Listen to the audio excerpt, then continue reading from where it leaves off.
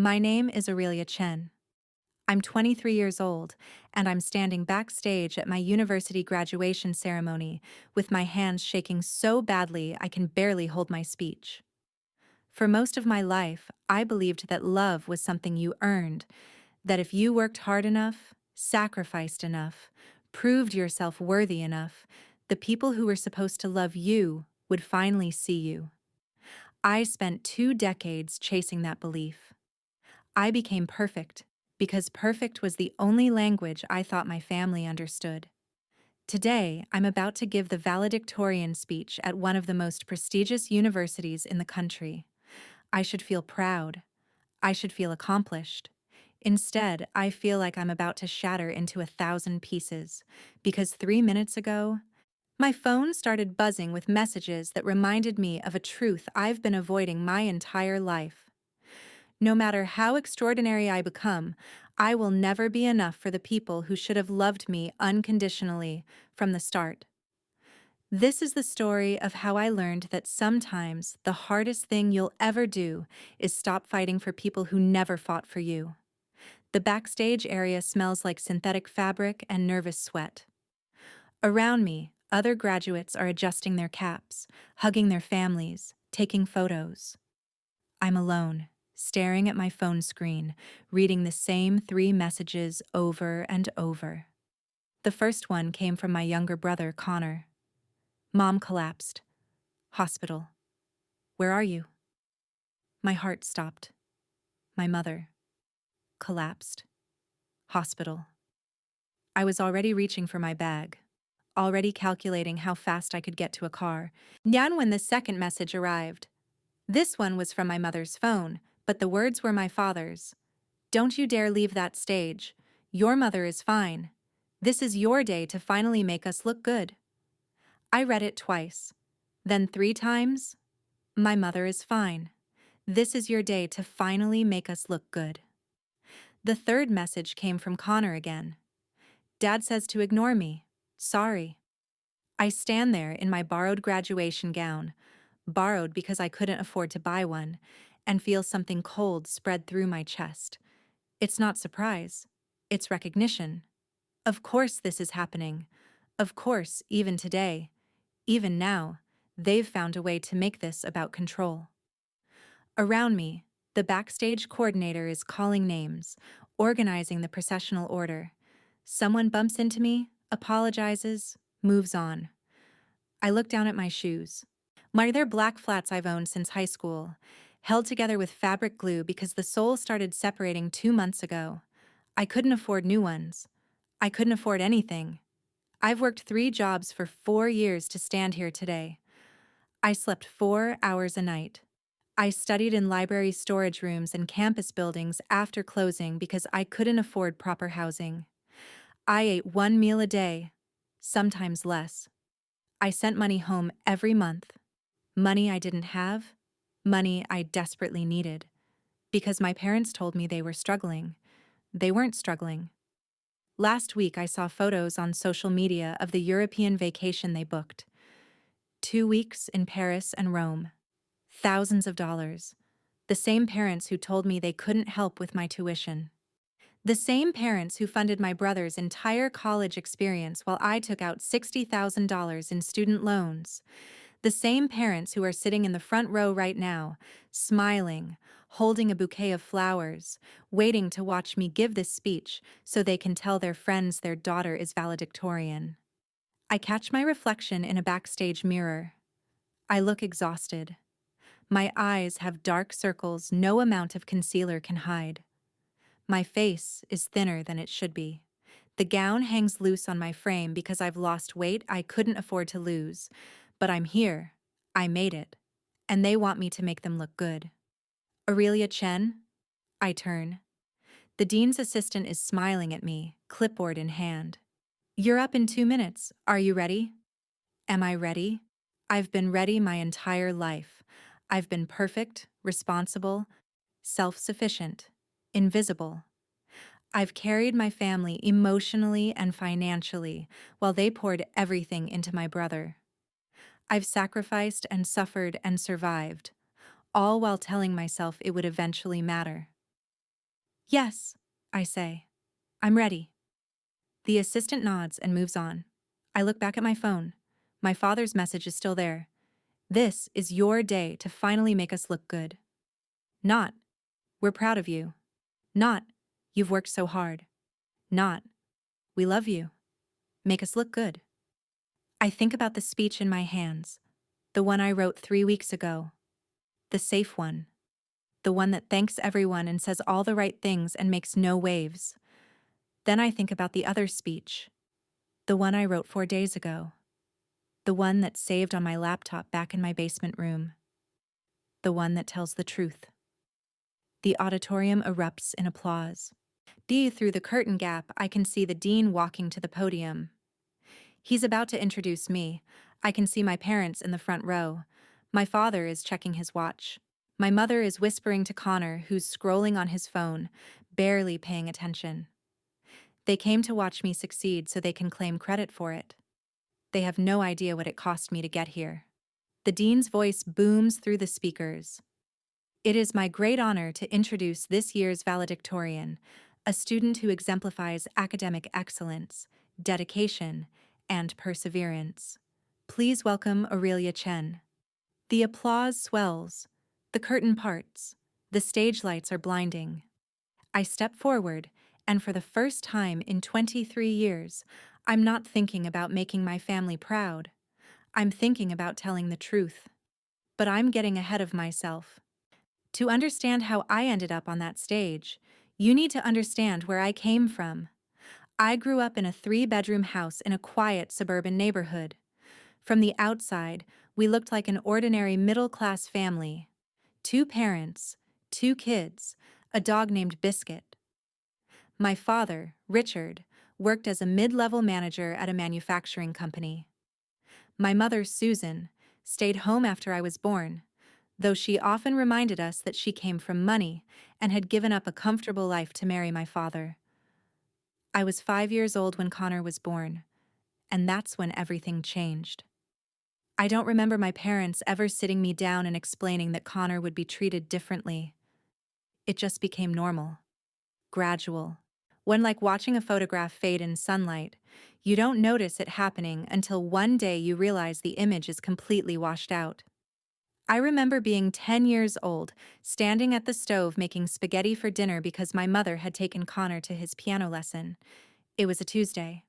I'd walked home from school alone, let myself in with the key I wore on a string around my neck, and started cooking because no one else would be home until 7.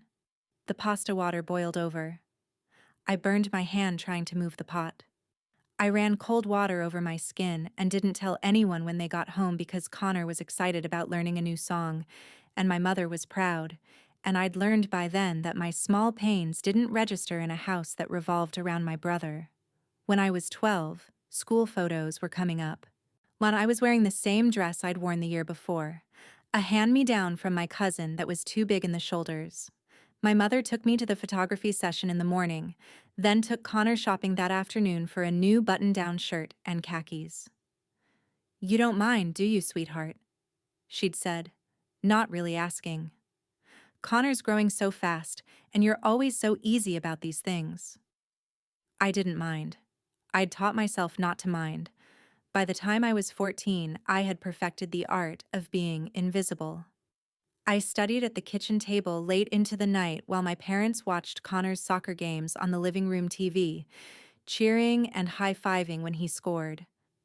I made honor roll every semester, and my father would glance at my report card and nod. "Good job, Aurelia." To keep it up. Connor brought home a report card with 3 C's and 2 B's, and we went out to dinner to celebrate him, trying his best. I want to be clear about something. My parents weren't cruel. They didn't hit us. They didn't scream.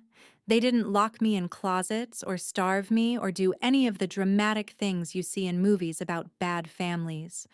They were worse than that, in some ways. They were casually negligent, consistently dismissive. They loved me, I think, in the abstract way you love a piece of furniture that's always been reliable. But they adored Connor. He was the sun their world orbited around, and I was just part of the scenery. I learned early that love in my house was transactional. Good grades earned me a nod. Perfect behavior earned me nothing. But Connor's mediocrity earned him celebration. And I remember the exact moment I understood this. I was in 8th grade. I'd won an academic excellence award at a school ceremony. First in my class, highest GPA, some scholarship money attached. The ceremony was on a Wednesday evening at 6 o'clock. I'd told my parents about it weeks in advance. I'd written it on the kitchen calendar. I'd reminded them that morning. At 5:30, I was sitting in the school auditorium in a borrowed dress, watching other kids' families file in. I kept checking the doors, certain my parents would appear. At 5:45, I texted my mom. Ceremony starts in 15 minutes. Are you coming? She replied, Connor's team made playoffs. We're at the field. So proud of him. Congrats on your award, sweetie. I sat there in the third row, surrounded by other students and their parents, and felt something inside me go quiet and cold. The principal called my name. I walked onto the stage.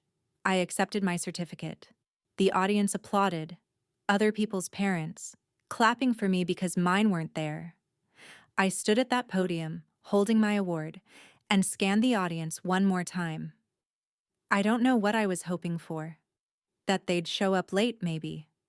That they'd realized their mistake and rushed over. They didn't. I was 15 years old, and I learned that day that I could be extraordinary and still be invisible to the people who were supposed to see me first. After the ceremony, I walked to the parking lot.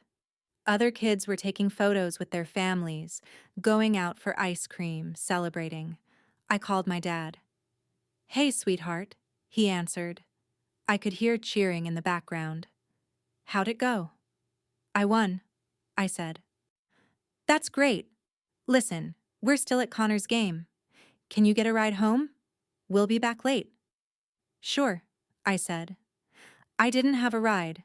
I walked 3 miles home in my dress shoes, carrying my certificate in a manila folder, crying so quietly that no one passing in their cars would have noticed. That night, my parents came home at 10. Connor was talking excitedly about the game. My mother was laughing. My father was ordering pizza to celebrate. I was in my room, staring at my award, realizing that no amount of achievement would ever make me as important as my brother's most ordinary moments. I didn't know it then, but that was the night I stopped trying to earn their love and started trying to survive without it. Have you ever felt invisible in your own family? Like no matter what you did, you'd never matter as much as someone else? And I'd love to hear your story in the comments. High school made everything worse because I started to see the disparity clearly. I threw myself into everything. Straight A's weren't enough. I joined the debate team, volunteered at the hospital on weekends, worked part-time at a bookstore after school. I told myself I was building a future, preparing for college, becoming independent. The truth was simpler. I was trying to become so undeniably accomplished that my parents would have to notice me. They didn't. Instead, they praised my independence while depending on me completely. I became the family's auxiliary parent. I tutored Connor in math when he was failing. I packed his lunches because my mother was tired. I drove him to soccer practice in a car I'd bought myself with money I'd saved from my bookstore job. A beat-up Honda with a cracked windshield and a passenger door that didn't lock properly. My parents called it helping out. I called it unpaid labor. Connor, meanwhile, developed into exactly the kind of person you'd expect from a childhood of unconditional adoration. He was charming, athletic, and profoundly average academically. He scraped by with C's and B's, never studied, spent most of his time with friends or at practice, and my parents treated him like royalty. I remember the night I won the state debate championship. It was February of my junior year. I'd worked for months preparing. I'd beaten competitors from schools 3 times the size of ours. It was a huge accomplishment. The kind of thing that could go on college applications, that could matter. The tournament ran late.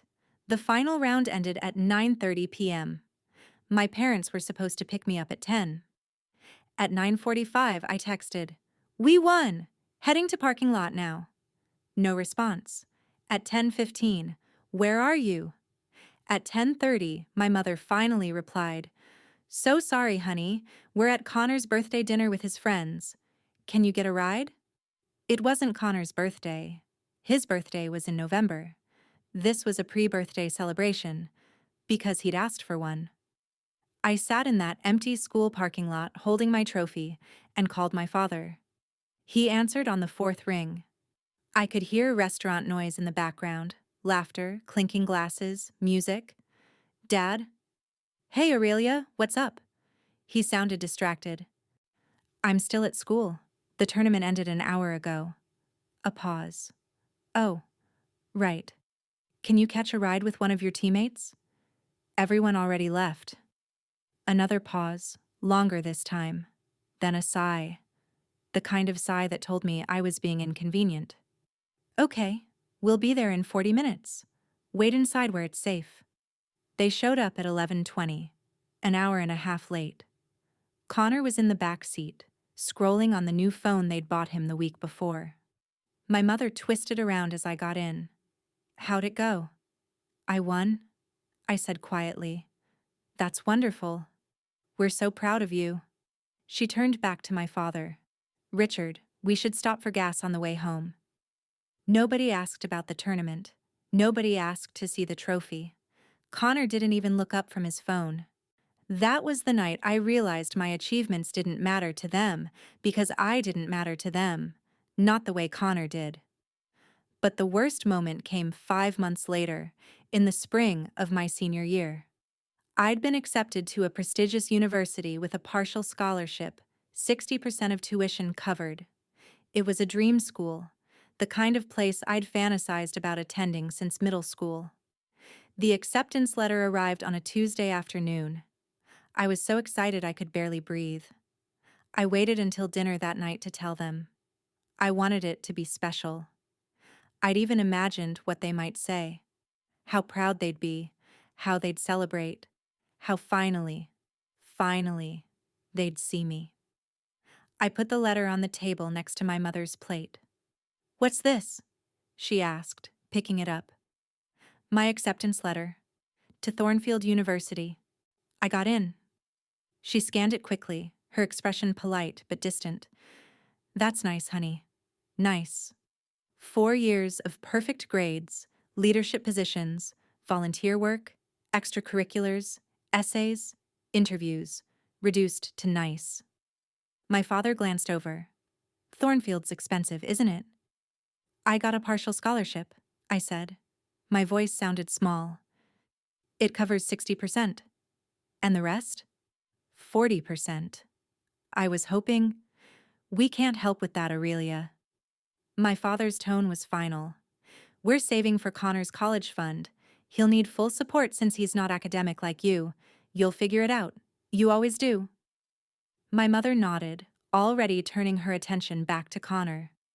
"Speaking of which, sweetheart, can you help me plan Connor's graduation party? We want it to be special. He's graduating high school." So was I. And I was graduating too. But my graduation wasn't worth a party. Connor's was. I felt something crack inside my chest. Not dramatically, not with a sound, but like ice fracturing under weight. A quiet, internal break. "Sure," I said. "I can help plan the party." That night, I sat in my bedroom surrounded by financial aid documents, scholarship applications, loan forms. I was 17 years old, and I understood with absolute clarity that I would be paying for my entire future alone. I didn't cry. Crying accomplished nothing. Instead, I worked. I doubled my shifts at the bookstore. I applied for every grant and scholarship I could find. I filled out FAFSA forms and met with financial aid counselors. I took out student loans that I knew would follow me for decades. My parents called this independence. I called it abandonment. But I survived. I always survived. That was my gift, apparently. not being loved, just being resilient enough to keep going without it. University broke me and rebuilt me simultaneously. I arrived on campus with 2 suitcases, $60,000 in student loan debt, and a work-study award that covered almost nothing. I couldn't afford campus housing. $12,000 a year for a shared dorm room was impossible. Instead, I found a basement room in a house 40 minutes from campus. The room was small, damp, and cold. The ceiling was so low I could touch it if I stood on my bed. There was one window at ground level that looked out onto a concrete wall. The bathroom was shared with 3 other tenants. Rent was $400 a month, which was still more than I could afford, but it was the cheapest option I could find. And I bought a bus pass I almost never used because walking saved $7 a day. I worked 3 jobs. Monday through Wednesday, I was a night receptionist at a hotel near campus, 11 p.m. to 7 a.m. I'd finish my shift, walk to campus, and go directly to class without sleeping. Thursdays through Sundays, I tutored high school students, $20 an hour, cash, which I desperately needed. And scattered throughout the week, I worked as a research assistant for the sociology department, filing papers, running errands, organizing data. It paid minimum wage, but it was on campus, and sometimes the professor would let me eat the leftover sandwiches from department meetings. I slept 4 hours a night when I was lucky. Most nights it was 2 or 3. I ate ramen, vending machine snacks, whatever I could get for free at campus events. I learned which lecture halls left out coffee and donuts, which student organizations had pizza at their meetings, which days the dining hall gave away leftovers before closing. I lost 15 pounds my first semester, but I excelled academically. I made Dean's List every semester. Professors started to notice me. I was brilliant, they said, disciplined, focused. One professor told me I had the best analytical mind she'd seen in 20 years of teaching. What she didn't know was that academia was the only place my worth was acknowledged. Grades were objective. Papers were evaluated fairly. If I worked hard, I succeeded. It was the opposite of my family, where effort meant nothing and love was distributed based on arbitrary favoritism. So I worked harder. I studied in campus buildings until security kicked me out at 2 a.m. I wrote papers in library storage rooms. I attended every office hour, read every optional text, participated in every discussion. My GPA was perfect. My transcript was flawless. And back home, my parents were funding Connor's completely different college experience. He went to a state school 2 hours away. He had a meal plan, a dorm room, a car, new, purchased outright by my parents. He pledged a fraternity, went to parties, changed his major 3 times, from business to communications to undecided. My mother sent him care packages. My father visited him on weekends. They paid for everything. And they still called me for money. The first time my father asked, I was 3 months into my freshman year. It was October, and I'd just gotten paid from my hotel job, $280 for 2 weeks of work. My phone rang at midnight, and I was studying in a campus building, surviving on black coffee and nothing else. Aurelia, it's Dad. Listen, the roof is leaking and we need to get it fixed before winter. The quote came in higher than expected. Can you help us out? Maybe 300? $300. More than I'd just earned. More than I had. I'm working 3 jobs, Dad. I'm barely surviving. I know, sweetheart, and we're so proud of how independent you are. But this is an emergency. Family helps family, right? Just this once. It was never just once. Over the next 4 years, the requests came regularly. The car broke down. The furnace needed replacing. They were short on the mortgage. Connor needed help with his apartment security deposit. Every time, I sent money I didn't have. I skipped meals to wire home $300 in November. I walked instead of taking the bus to send $500 in February. I worked extra shifts, sold my textbooks, donated plasma, anything to keep the money flowing home because they told me they were struggling, and I believed them. I told myself it was temporary, that once I graduated and got a real job, everything would balance out. I didn't understand I was being exploited because the exploitation was wrapped in the language of family obligation. They weren't demanding. They were asking. They weren't cruel. They were just depending on me, the way they'd always depended on me. Meanwhile, my college experience looked nothing like my peers. I watched other students go on spring break trips. I saw them buy new laptops, go out for dinner, attend concerts, join clubs that required membership fees. I did none of that. I declined every social invitation because I couldn't afford coffee. I studied through illness because I couldn't miss work. I wore the same 3 outfits in rotation, bought from a thrift store because clothes weren't a priority when I was choosing between eating and paying rent. One afternoon in my junior year, I was sitting in my basement room when my mother called. "Hi, sweetheart. Quick question. What color laptop should we get Connor for his birthday? Silver or space gray?" I stared at my own laptop. It was 6 years old, a hand-me-down from a cousin. The screen was cracked. The keyboard stuck. The battery died if it wasn't plugged in. I'd been using it since high school because I couldn't afford a new one. "Either one sounds nice, Mom." "Great, I'm thinking silver. It's more classic." "Oh, and we're taking him out to dinner Saturday. We ate that new steakhouse downtown. You know how he loves a good steak." I'd eaten ramen for 8 consecutive days. "That sounds great," I said. "We miss you, honey. When are you coming home to visit?" I couldn't afford the bus ticket home. "Soon," I lied. After she hung up, I sat in that cold basement room and felt the full weight of my invisibility. They missed me, but not enough to notice I was drowning. They loved me, but not enough to treat me the same way they treated Connor. By my senior year, I was exhausted.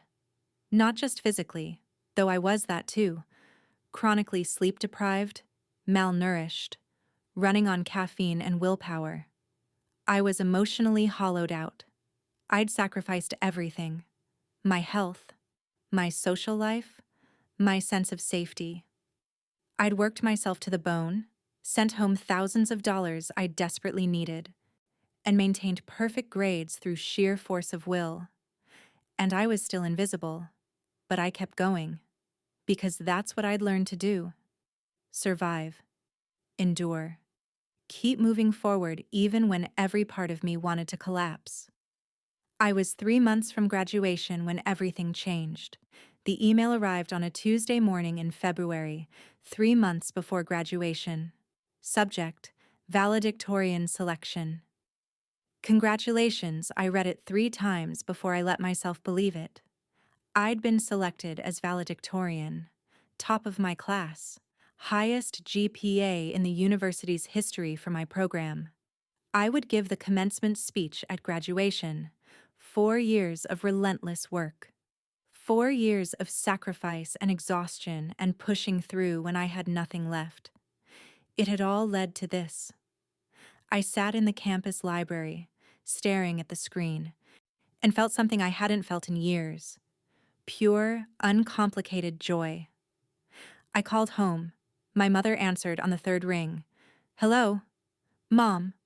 My voice was shaking. "I have news." "What's wrong? Are you okay?" "Nothing's wrong. Mom, I was selected as valedictorian." Silence. "Did you hear me? I'm valedictorian. I'm giving the commencement speech. It's the highest honor the university gives." "That's wonderful, sweetheart."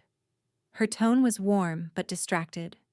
I could hear the TV in the background. "Listen, I'm glad you called. We need to talk about Connor." My excitement faltered. "What about Connor?" "He's been struggling this semester. He's thinking about taking some time off. We want to support him through this, but his apartment rent is due, and if he's not enrolled, we'll need to cover it out of pocket." Can you send us $2,000 this month?" I felt like I'd been punched. "Mom, did you hear what I just said?" "Yes, you're valedictorian." We're very proud. But Connor needs help right now. And family comes first. You understand? I understood perfectly. I'd understood my entire life. I don't have $2,000. A sigh. Can you pick up extra shifts? Or ask about student emergency loans? I'm working 3 jobs. I'm barely eating. I can't. Aurelia, I know you're busy, but Connor is going through something. We need to be there for him. Not. We're proud of you. Not. This is an incredible achievement. Not. How did you do it? Just. Send money for Connor. I'll see what I can do, I said, my voice flat. Thank you, sweetheart. You're always so reliable. Talk soon. She hung up.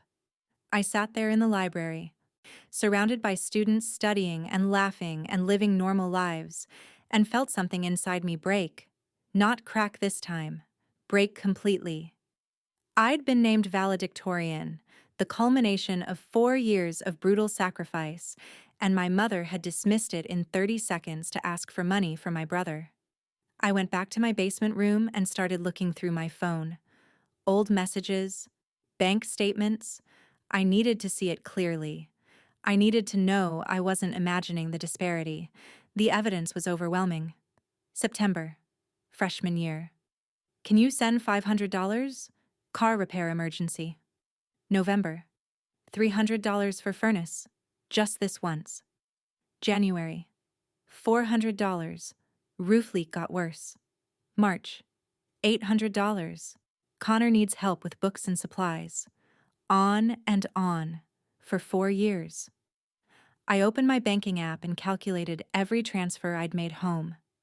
$35,000. I'd sent my family $35,000 over 4 years. Money I'd earned working night shifts and weekend tutoring and research assistant hours. Money I'd needed for food, for textbooks, for rent, for basic survival. Money that had paid for Connor's lifestyle while I lived in poverty. My hands were shaking. Then I saw something that made everything worse. I was scrolling through Instagram, something I rarely did because it hurt too much to see other people's normal lives, when a post from my mother's account appeared. It was a photo of her and my father at an airport, champagne glasses raised, smiling. The caption read, 15 days until our European adventure. Paris, Rome, Florence. Here we come. Hashtag dream vacation, hashtag blessed. The post was 3 weeks old. They'd booked a European vacation. 2 weeks. Multiple cities. Flights, hotels, tours, meals, thousands of dollars. The same parents who told me they couldn't help with my tuition. The same parents who'd been calling me for money for emergencies. The same parents currently asking me for $2,000 for Connor's rent. I click through to my father's account. More photos, screenshots of their itinerary, a picture of their luggage being packed. They'd been planning this for months. While I was choosing between eating and paying rent, they were booking hotels in Paris. While I was donating plasma for grocery money, they were researching wine tours in Tuscany. While I was studying in library storage rooms because I couldn't afford proper housing, they were planning a 2-week luxury vacation. I sat on my bed in that cold basement room and felt something I'd never allowed myself to feel before. Rage, not sadness, not hurt. Pure, clarifying, ice-cold rage. They hadn't been struggling. They'd been lying.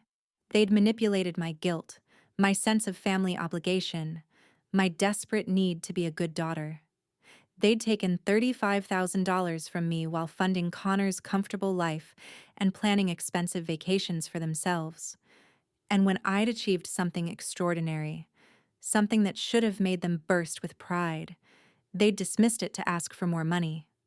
I pulled up my laptop and started searching through emails, screenshots, anything I could find. I found an email from my father from 6 months ago. Thanks for the $600, Aurelia. Wish we'll pay you back next month when things settle down. They never paid me back. I found a text from my mother. You're so independent and capable. We never have to worry about you. Because I was too useful to worry about. I found Connor's Instagram showing his new car, the one my parents bought him last year. A brand new sedan. $25,000 at least. I found photos of family dinners I wasn't invited to. Connor's birthday parties with catered food and decorations. Weekend trips they'd taken without mentioning them to me. And then I found something that made my stomach turn. A LinkedIn post from my father, dated 2 months ago, congratulating himself on his promotion to senior director. The post mentioned his significant salary increase and his excitement about this new chapter. My father had gotten a promotion, each in a salary increase, 2 months ago. And 3 weeks ago, he'd called asking me for $800 for an unexpected expense. They weren't struggling financially. They had never been struggling. They simply chose not to spend money on me. I closed my laptop and sat in silence. 23 years. 23 years of working for love that was never going to be given, of trying to earn a place in my family that Connor had simply by existing.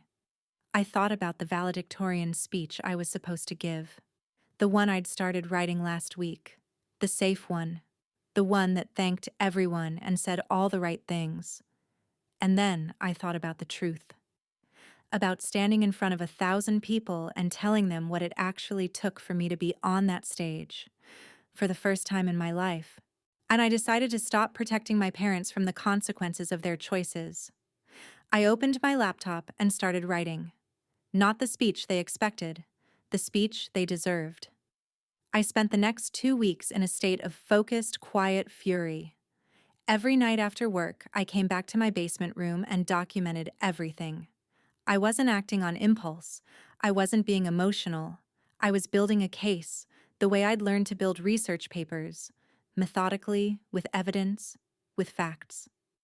I screenshot every text message, every request for money, every casual mention of something they'd bought for Connor while I went without.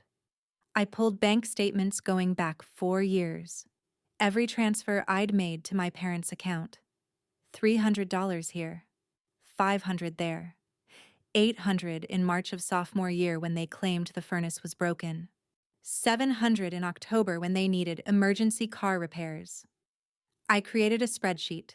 Date, amount, reason given, actual use.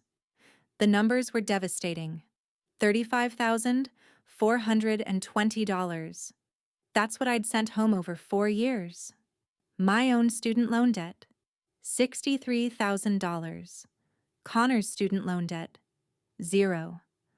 I saved screenshots of my mother's Facebook posts showing Connor's college graduation party last year. Catered food, a cake from an expensive bakery, decorations, 50 guests. My own high school graduation had been dinner at a chain restaurant with my parents, Connor, and my grandmother. I found old photos I'd forgotten about. Connor's 16th birthday party, rented venue, DJ, over 100 people. My 16th birthday, a card and $20.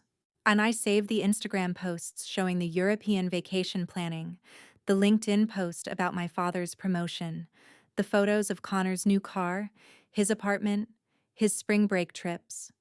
I wasn't doing this for revenge. I was doing it because part of me still didn't believe it was real. Part of me still thought maybe I was being dramatic. Maybe I was remembering wrong. Maybe they did love me equally and I just couldn't see it. The evidence said otherwise. The evidence said I had been systematically devalued, exploited, and dismissed for my entire life. By the end of the first week, I had a 15-page document. Facts, numbers, screenshots, timeline. It was undeniable. On Friday afternoon, I sat in Dr. Ellen Reyes's office and showed it all to her. Dr. Reyes was my faculty mentor, my thesis advisor, keen and the closest thing I had to a parent on campus. She was in her 50s, a sociology professor who'd grown up in poverty, put herself through school, and spent her career studying family systems and economic inequality. She'd watched me for 4 years. She'd seen me fall asleep in her office between shifts. She'd noticed when I showed up to advising meetings having clearly not eaten in days. She'd never pushed, never asked questions I wasn't ready to answer. But she knew. I handed her my laptop and watched her read through everything. Her expression didn't change, but I saw her jaw tighten. When she finished, she took off her glasses and looked at me for a long moment. "Aurelia," she said quietly, "what do you want to happen?" It was the first time anyone had asked me that. "I don't know," I said honestly. "Do you want money back? Apologies? Reconciliation?" I thought about it. Really thought about it. "No," I said finally. "I don't want money back. Even if they offered to pay me back every cent, it wouldn't change anything. And I don't want apologies because they're not sorry. They don't think they did anything wrong." "Then what do you want?" "I want acknowledgement." The words came out stronger than I expected. "I want the truth spoken aloud. I want them to face what they've done, not in private where they can deny it or minimize it, but in front of people, in a context where they can't rewrite the narrative." Dr. Reyes nodded slowly. "The valedictorian speech." "Yes." "Are you prepared for what happens after? Because there will be consequences. Your family will react. Other people will have opinions. This will change everything." "Everything is already changed," I said. "I just need to stop pretending it isn't." Dr. Reyes was quiet for a moment. Then she said, "I grew up with a mother who treated me like a burden and my brother like a blessing. I sent her money for 15 years before I realized she was spending it on him. When I finally cut her off, she told everyone I'd abandoned her. Some people believed her. Do you regret it? No, because the truth mattered more than her comfort, and my freedom mattered more than her narrative." She leaned forward. "If you're going to do this, do it with full awareness. Not in anger, in clarity." I spent the next week writing. I wrote draft after draft of the speech. I timed it. I made sure it was factual, not emotional. No crying, no dramatics. Just truth, delivered calmly.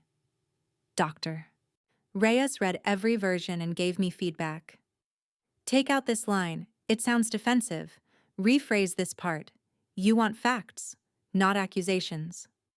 I practiced in front of the mirror in my basement room. I recorded myself and listened back.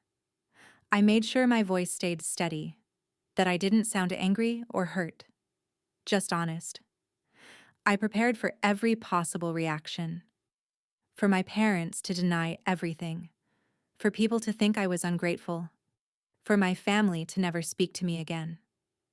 I accepted all of it, because the alternative was staying silent to protect people who had never protected me. 3 days before graduation, Dr. Reyes asked me one more time. "Are you sure?" "Yes," I said. "What do you need from me?" "Just be there, in the audience, so I have one person who knows the whole truth." She squeezed my hand. "I'll be there." That night, I read through the speech one final time. It was honest. It was measured. It was the truth. I saved it to my laptop. I printed a copy. I emailed it to Dr. Reyes and to Jade, my roommate from sophomore year who'd reconnected with me recently.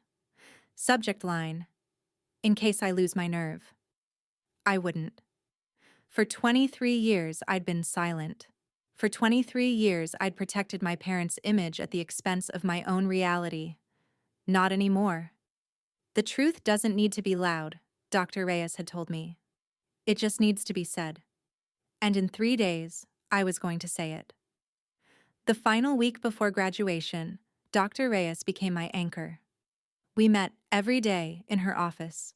A small, book-lined space that smelled like coffee and old paper. She didn't just help me with the speech. She helped me think about what came after. "You're ready for the moment," she said on Monday. "But are you ready for the fallout?" I hadn't been. Not really. "What happens the day after graduation?" she asked. "Where will you live? How will you support yourself? What happens if your family cuts you off completely? I'd been so focused on telling the truth that I hadn't built a safety net for the consequences. Dr. Reyes helped me think strategically. She connected me with the University Counseling Center. I met with a therapist named Patricia who specialized in family trauma. In 2 sessions, Patricia helped me process years of suppressed grief I didn't even know I was carrying. You've been surviving, Patricia said, but survival isn't the same as living. After this speech, you're going to need to learn how to do both. Dr. Reyes also connected me with alumni networks. When she made calls, sent emails, introduced me to people in my field. By Wednesday, I had 3 job interviews lined up, all with nonprofits focused on educational equity, all offering modest but stable salaries. You need independence, Dr. Reyes said. Not just emotional independence. Financial. Physical. You need to build a life that doesn't depend on your family at all. She was right. I'd been so focused on surviving my family's neglect that I hadn't realized I'd never actually left them. I was still tethered. Emotionally, financially, psychologically, still hoping they'd change, still waiting for them to see me. The speech was about cutting that tether. But I needed to make sure I could stand on my own afterward. On Thursday, I reconnected with Jade. Jade had been my roommate sophomore year, back when I'd still lived in campus housing for 1 semester before it became too expensive. She'd witnessed some of my worst moments, the nights I came back from work at 3 a.m. and cried silently in the bathroom, the times I went days without eating, the phone calls with my parents that left me hollow. She'd always suspected something was wrong, but I'd never told her the full story. Until now. I met her at a coffee shop near campus, the first time in years I'd bought myself coffee instead of drinking the free stuff at the library. I told her everything. The favoritism, the money, the betrayal, the speech I was planning to give. When I finished, she was quiet for a long moment. Then she said, "I knew it was bad. I didn't know it was that bad. I got good at hiding it. You got good at surviving." She leaned forward. "What do you need?" "A place to stay. After graduation. Just until I get on my feet." "You can have my couch for as long as you need. You can have the spare room. Whatever you need, Aurelia. I'm there." I felt something loosen in my chest. Relief, maybe. Or just the simple comfort of not being alone. "Whatever you're planning," Jade added, "I'm there. You need a witness? I'm there. You need someone to stand between you and your family after the ceremony? I'm there. You need help moving your stuff out of that basement? I'm already packing." I almost cried. Almost. But I'd learned a long time ago to keep tears private. "Thank you," I said instead. That night, I practiced the speech in front of Jade. She sat on her couch, listening, her expression shifting from shock to anger to something that looked like pride. When I finished, she said, "You're not going to lose your nerve." "How do you know?" "Because this isn't about revenge, it's about truth. And you've spent your whole life telling the truth, even when no one wanted to hear it." Friday night, the night before graduation, I sat alone in my basement room one last time. I'd already started packing. 2 suitcases, same as when I'd arrived 4 years ago. I didn't own much more than that. I read through the speech again. I'd memorized it by now, but I needed to see the words one more time. Needed to remind myself why I was doing this. Not because I hated my parents, because I needed them to understand what they'd done. Because silence had protected them for 23 years, and I was done being silent. Because somewhere out there, someone else was living this same story, invisible in their own family, working themselves to death for love that would never come, and they needed to hear that they weren't alone. I timed the speech one last time. 6 minutes, 40 seconds. Factual, controlled, true. Dr. Reyes had given me one final piece of advice that afternoon. The truth doesn't need to be loud, it just needs to be said. Say it calmly, say it clearly, and then let it speak for itself. That's what I intended to do. I opened my laptop and sent 2 emails. The first was to Dr. Reyes. Subject: Thank you, body, for seeing me when no one else did, for asking the right questions, for reminding me that my truth matters. Whatever happens tomorrow, I'm grateful you were in my corner. The second was to Dr. Reyes and Jade both. Subject: In case I lose my nerve. I attached the speech. I wouldn't lose my nerve. But it felt important to know that if I did, if I walked onto that stage and couldn't find the words, someone else had them. I closed my laptop, turned off the light, and lay down on my narrow bed. Tomorrow, everything would change. Tomorrow, I would stop protecting people who had never protected me. Tomorrow, I would tell the truth. And whatever came after, consequences, fallout, freedom, I would face it standing on my own. For the first time in my life, that felt like enough. Graduation day arrived with clear skies and unseasonably warm weather. I woke up at 6 a.m. in my basement room, showered in the shared bathroom, and put on the only professional clothes I owned. A simple black dress I'd bought at a thrift store 2 years ago, paired with the flats held together with fabric glue. The borrowed graduation gown was waiting on my bed. I'd picked it up from the university bookstore 3 days earlier. It was too long, the hem dragging slightly when I walked. But it would do. I looked at myself in the small mirror above my dresser. Dark circles under my eyes despite a full night's sleep. Cheekbones more prominent than they should be. Hair pulled back in a simple bun. I looked exactly like what I was. Someone who had survived. By 9 a.m. I was on campus. The ceremony didn't start until 11, but graduates were expected early for photographs and processional lineup.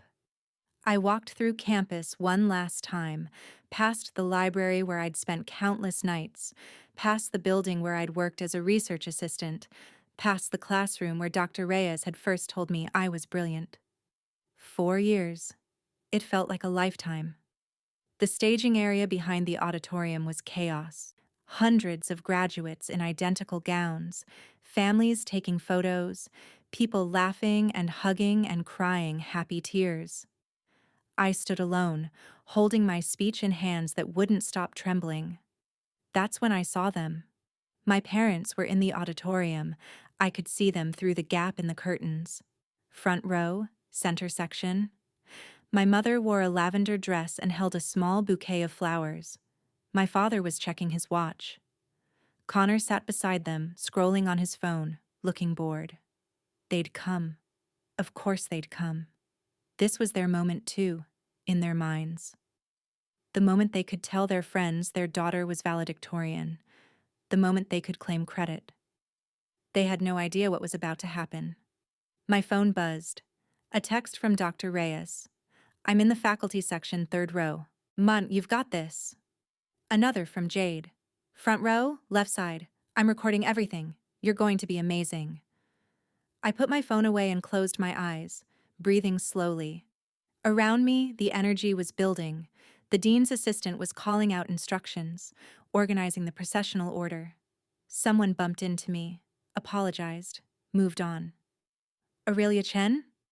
I opened my eyes. The assistant was standing in front of me with a clipboard. You're up after the dean's welcome remarks. Are you ready? Was I ready? I'd spent 23 years getting ready for this moment without knowing it. Yes, I said. She smiled and moved on. The processional music started.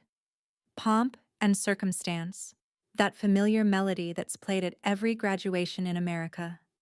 We began filing into the auditorium, a long line of graduates in identical gowns, moving slowly down the center aisle. I could see the audience as we walked, families waving, cameras flashing, people standing to get better views. I saw my parents. My mother was smiling, nudging my father. He looked up from his watch and clapped politely. I saw Dr. Reyes in the faculty section. She gave me a small nod.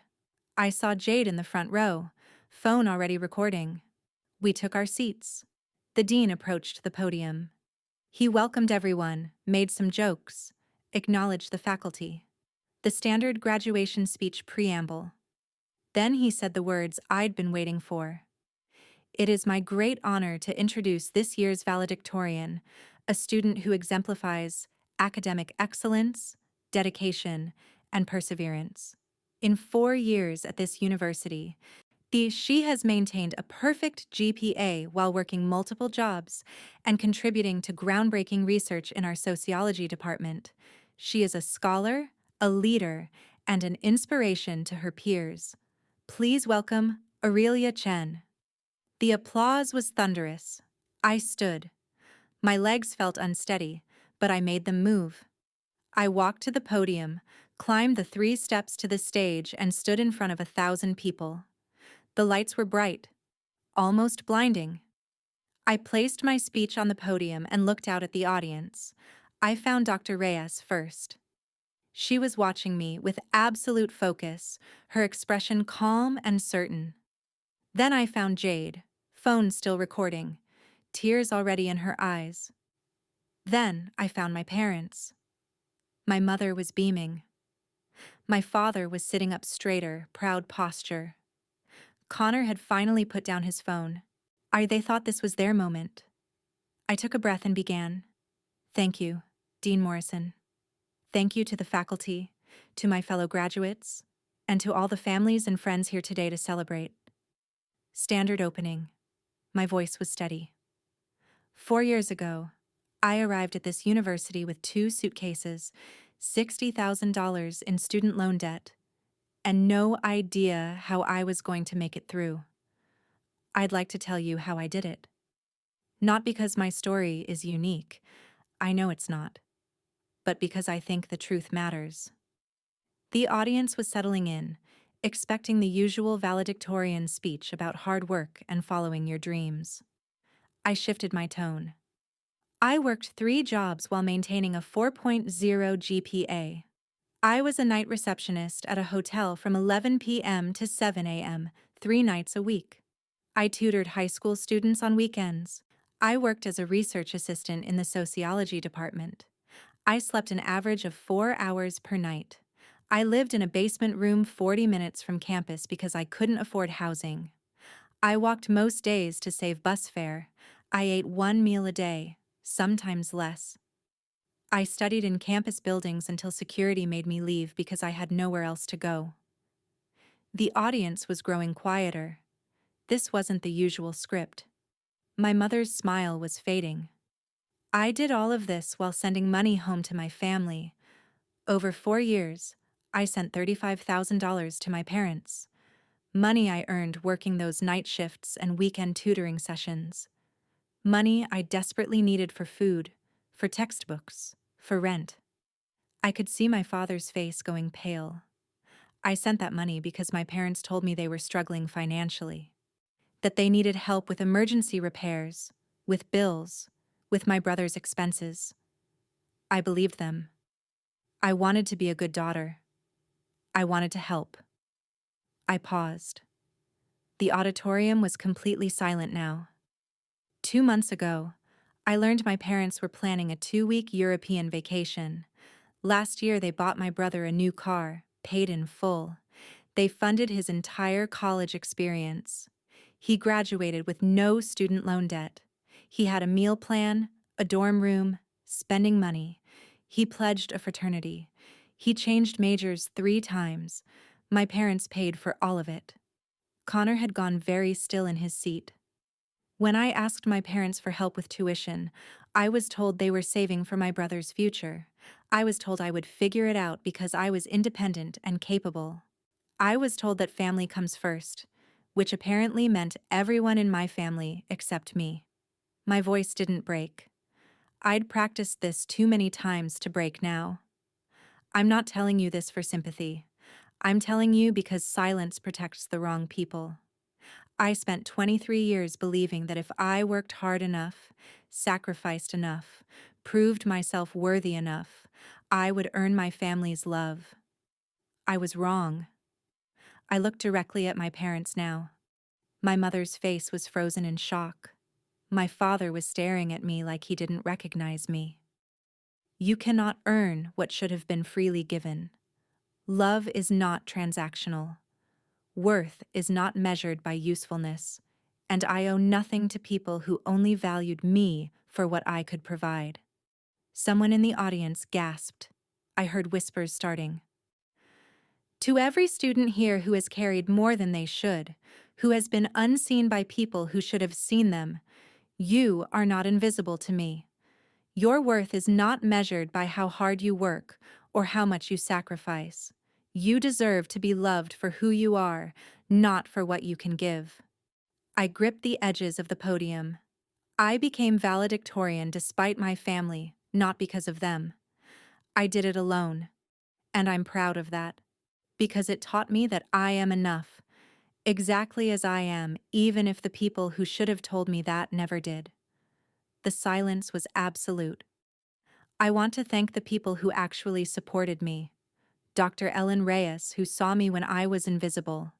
Jade Martinez, who offered me a place to stay when I had nowhere to go. The professors who let me eat leftover sandwiches from department meetings. And the security guards who looked the other way when I slept in campus buildings.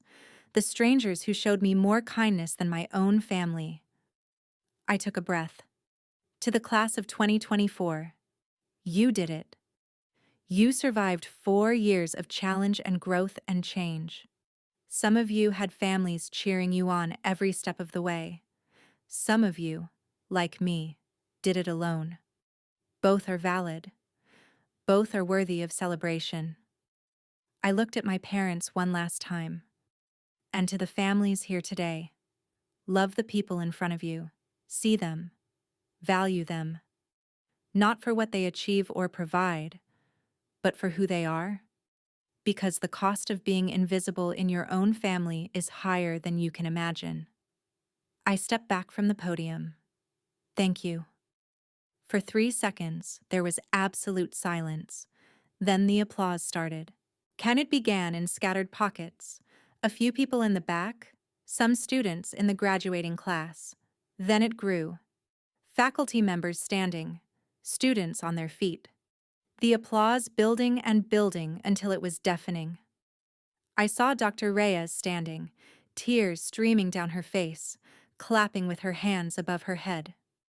I saw Jade recording everything, crying openly. I saw strangers in the audience wiping their eyes, and I saw my parents sitting frozen in their seats, surrounded by people who were now looking at them, whispering, judging. My mother's face had drained of all color. My father was staring straight ahead, jaw clenched. Connor looked confused and uncomfortable, finally understanding something he'd been blind to his entire life. I walked off the stage on legs that barely held me up, and I felt free. The ceremony continued, but I barely registered it. I sat in my seat in the graduating class section, hands shaking in my lap, adrenaline coursing through my body. Around me, other students were whispering. Some were crying.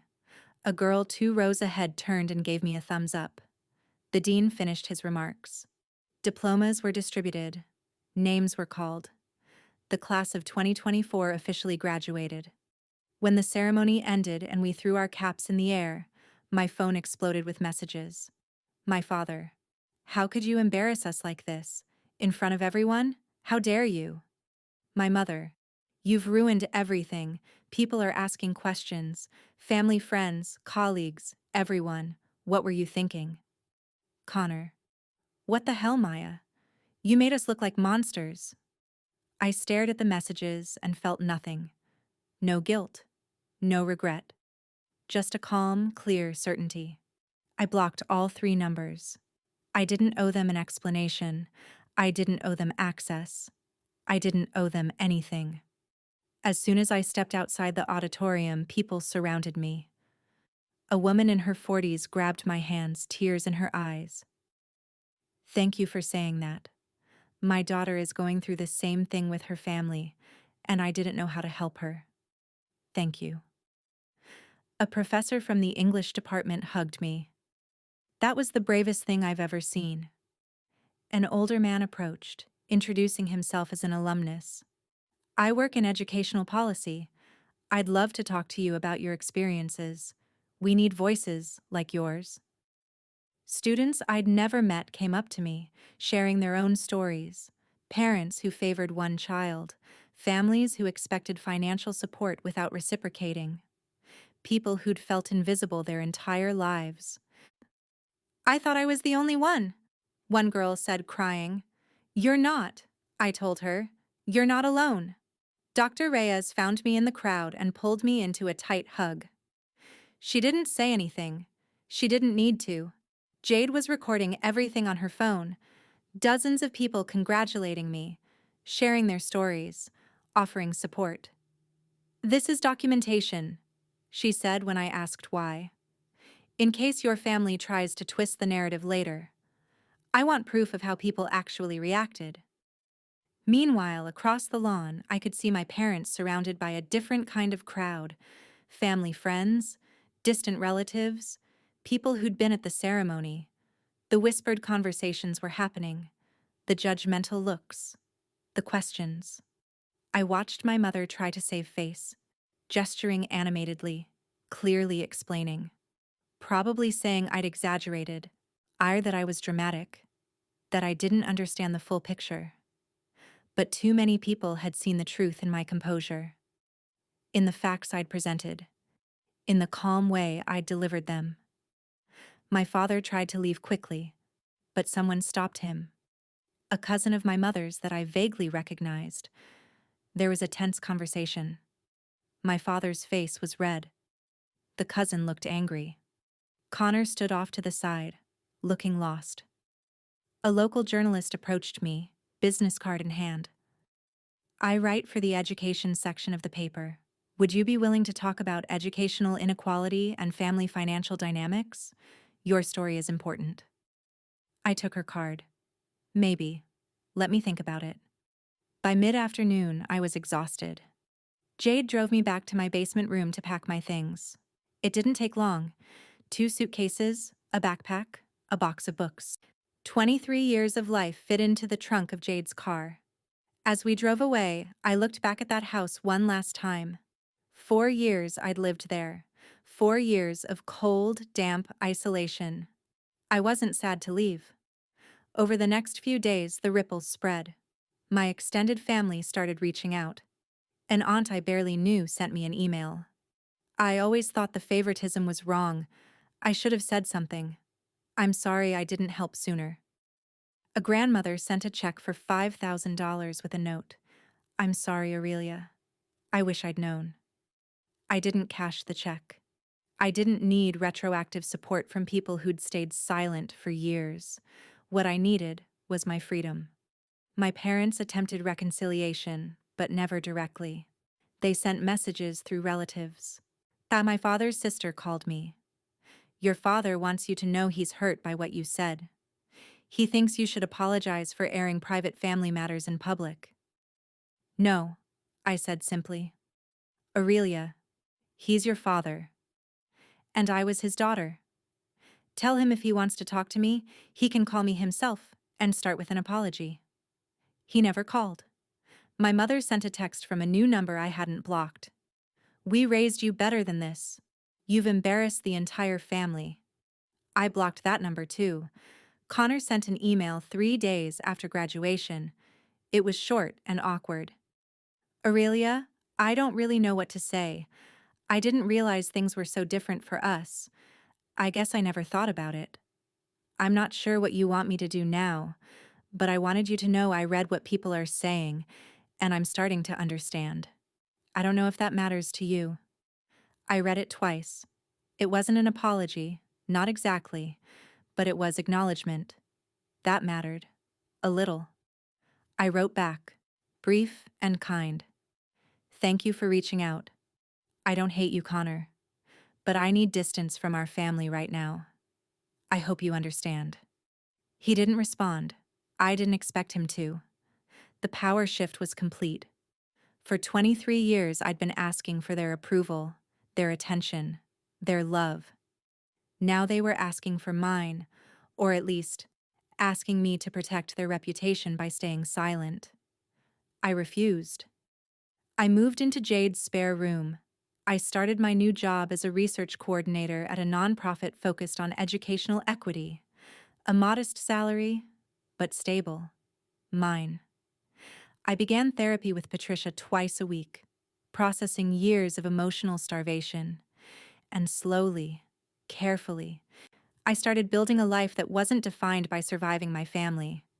The truth had consequences, but silence would have had worse ones.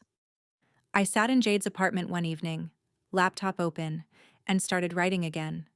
Not my story this time, but my future. Applications for graduate programs, essays about educational inequality, ideas for advocacy work. The girl who'd been invisible for 23 years was finally visible on her own terms, and that was worth everything. 6 months passed. It's strange how quickly a life can change when you finally stop trying to fit into a space that was never designed for you. I was sitting in my new apartment, actually mine, not Jade's spare room, on a Saturday morning in November, drinking coffee I'd bought from an actual coffee shop instead of making instant in a microwave. The apartment was small, a studio with barely enough room for a bed and a desk, but it had big windows that let in morning light, and it was mine. The walls were painted a soft cream color. I'd hung art, prints I'd found at a thrift store. Nothing expensive, but chosen because I liked them.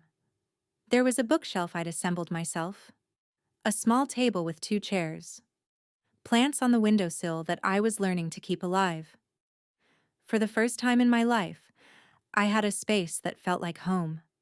I was working at the nonprofit, earning $38,000 a year. Not much, but more than I'd ever had access to before. I paid my rent. I bought groceries. I was paying down my student loans methodically, $500 a month. It would take years, maybe decades, but I was doing it on my own terms. Therapy was difficult, but transformative. And Patricia helped me understand that I'd spent 23 years in survival mode, and now I needed to learn how to actually live. She helped me grieve the parents I'd needed and never had. She helped me process the anger, the loss, the years of emotional starvation.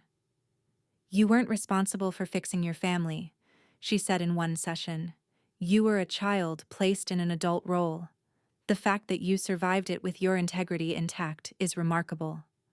I cried in therapy. A lot. Years of tears I'd never allowed myself to shed.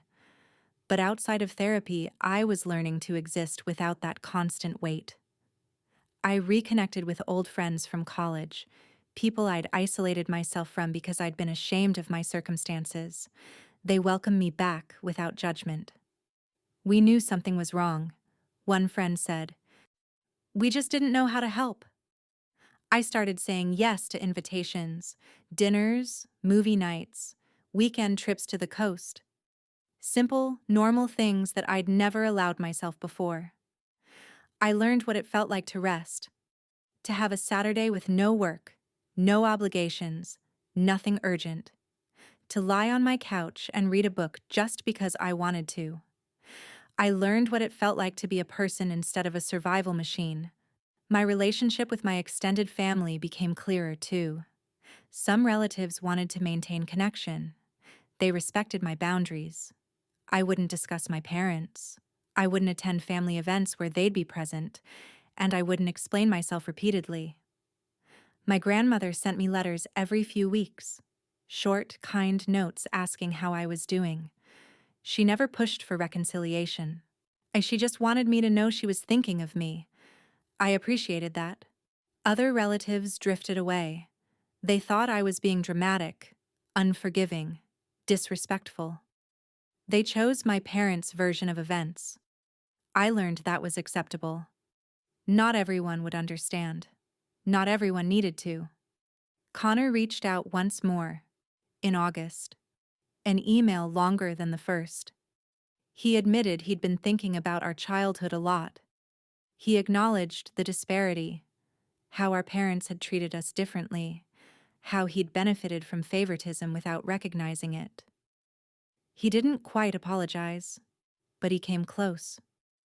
"I don't know how to fix this," he wrote. "I don't know if you even want me to try, but I wanted you to know I see it now." I responded briefly, kindly. "Thank you for acknowledging it. I appreciate that. But I need distance right now. From you, from our parents, from that whole dynamic. Maybe someday that will change. But not yet." He understood.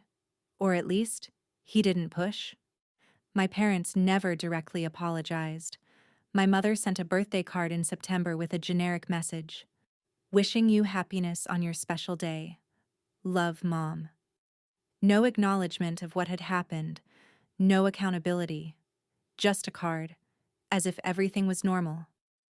I didn't respond. My father didn't contact me at all. At first, that hurt. Some part of me had hoped that losing me would make them realize what they'd done, that they'd reflect, change, apologize. But Patricia helped me understand. Some people will never acknowledge harm because it requires confronting their own failures. Their refusal to see you isn't about your worth. It's about their limitations. I grieved the parents I would never have. And then I moved forward anyway. In October, Dr. Reyes invited me to give a guest lecture at the university.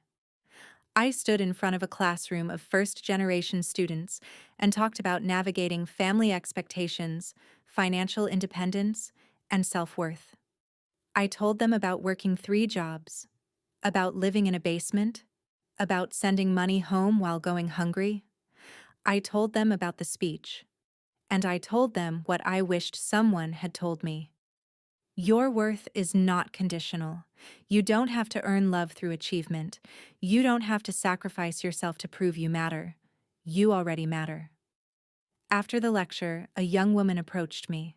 She was crying. "I thought I was the only one," she said. "My parents favor my brother. I'm working 2 jobs to pay tuition while they pay for his apartment. I thought it was just me." I held her hand. "You're not alone. And you're going to be okay." She hugged me, and I felt something shift inside my chest. This was why I'd told the truth. Not for revenge. Not even for my own healing, though that mattered. For the people who needed to hear that they weren't alone. On a Sunday in late November, I walked through campus alone. It was cold, the kind of crisp autumn afternoon where the air smells like leaves and distant wood smoke. I passed the library where I'd spent countless nights studying, the building where I'd worked as a research assistant, the lawn where I'd given my valedictorian speech 6 months earlier. I felt a deep, quiet peace. I didn't get the family I deserved. I probably never would. My parents might never apologize. They might never understand what they did. They might spend the rest of their lives believing I was the one who wronged them. And I was okay with that, because I'd built a life without them. A life that was small and modest and entirely my own. A life where I was valued for who I was, not for what I could provide. I'd learned to rest, to enjoy simple pleasures, to accept love from people who offered it freely. I'd learned that I was enough, not because I was valedictorian, not because I worked 3 jobs or maintained a perfect GPA or sacrificed everything for people who didn't appreciate it. Just because I was me. That evening, I sat at my desk and wrote in the journal Patricia had suggested I keep. "I became valedictorian on my own," I wrote, "and I became myself the same way." I closed the journal and looked around my small apartment. The soft light, and the plants on the windowsill, the books on the shelf, the life I'd built from nothing. It wasn't the life I'd imagined as a child. It wasn't the fairy tale where hard work and sacrifice earned you a happy family. But it was real. It was mine. And it was enough. I'd spent 23 years believing I had to earn my place in the world. Now I knew the truth. I'd always had a place. I just had to claim it.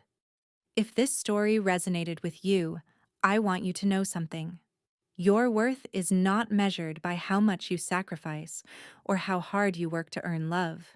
You deserve to be seen, valued, and loved exactly as you are. If you've experienced something similar, feeling invisible in your own family, carrying more than you should, being treated as less important than a sibling, please know you're not alone. Tell me your story in the comments.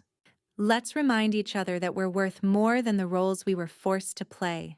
You don't have to be extraordinary to deserve love. You just have to be you, and you are enough.